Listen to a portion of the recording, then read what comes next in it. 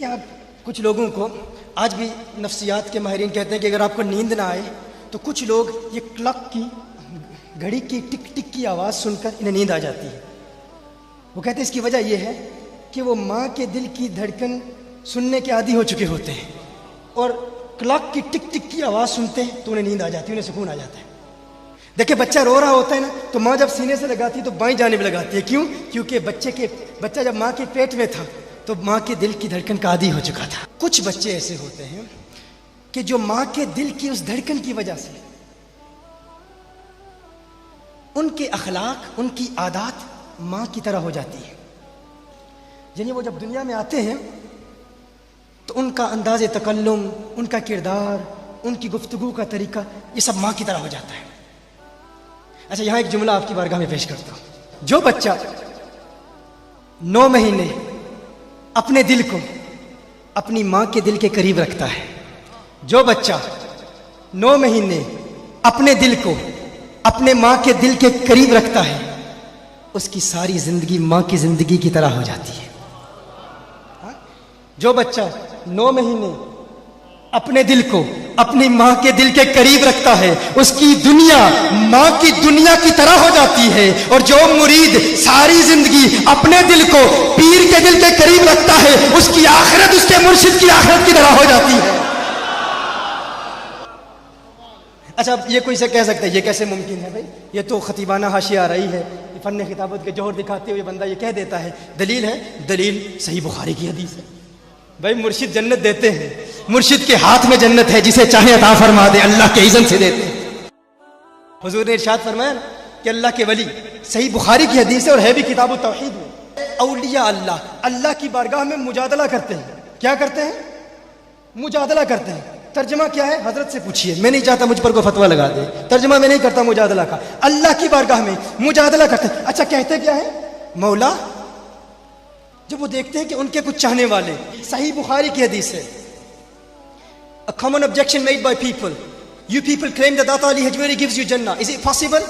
It is shirk to believe that Data Ali Hajwari gives you Jannah. A lot of people say that. We believe undoubtedly whoever comes to Data Ali Hajwari and makes an intention of repentance, makes an intention of purifying his heart with the blessings of Data Ali Hajwari, Allah Jalla wa Ala will bless him with Jannah in the hereafter.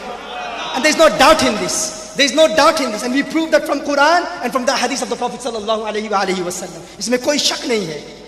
وہ اللہ کی بارگاہ میں عرض کرتے ہیں, مولا اخواننا كانوا يصلون معنا ويصومون معنا ويحجون معنا فادخلتهم النار. مولا یہ ہمارے بھائی ہیں, ہمارے پیارے, دیکھتے ہیں کہ ان کے کچھ چاہنے والے ان سے پیار تو بہت کرتے تھے, داتا کی بارگاہ میں حاضر بار بار ہوتے تھے, حاضری کا شرف حاصل کرتے تھے, لیکن کچھ کمزوریوں کی وجہ سے, کچھ گناہوں کی وجہ سے, کچھ بدعمالیوں کی وجہ سے جہنم میں جا رہے ہیں.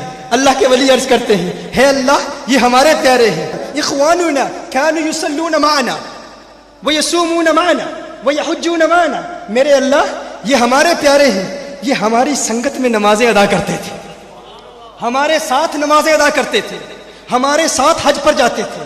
یا پتہ نہیں کون صلح کلی بیٹھا ہے اور کون ہے جو عقیدے پر پختہ ہے.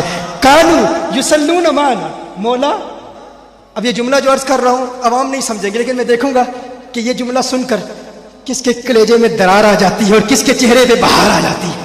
میں دیکھوں گا. کانو یصلون معنا ویحجون معنا, کانو یصلون معنا ویحجون معنا, اور وہاں جا کر بھی یصلون.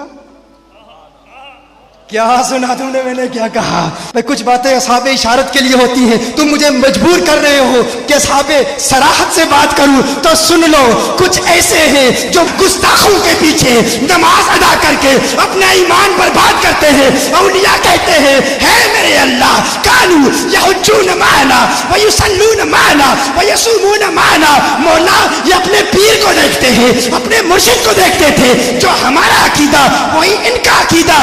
اللہ فرماتا ہے اگر تمہاری بارگاہ میں حاضر ہوتے تھے تو جاؤ ان میں سے جس کو پہچانتے ہو جنت میں داخل کر لو, میں تمہیں اجازت دیتا ہوں.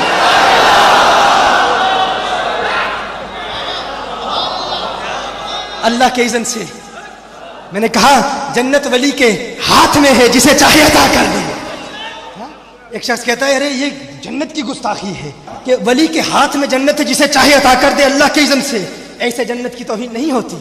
میں آپ سے پوچھتا ہوں، ایک بیٹے کے لیے اس کی ایسی ماں جو گنہگار ہے، نہ نماز پڑھتی ہے، نہ روزہ رکھتی ہے، نہ حج کرتی ہے، نہ عبادت کرتی ہے، نہ قرآن پڑھتی ہے، گنہگار ماں ہے، ایک بچے کے لیے اس کی گنہگار ماں کے پاؤں میں جنت ہے یا نہیں؟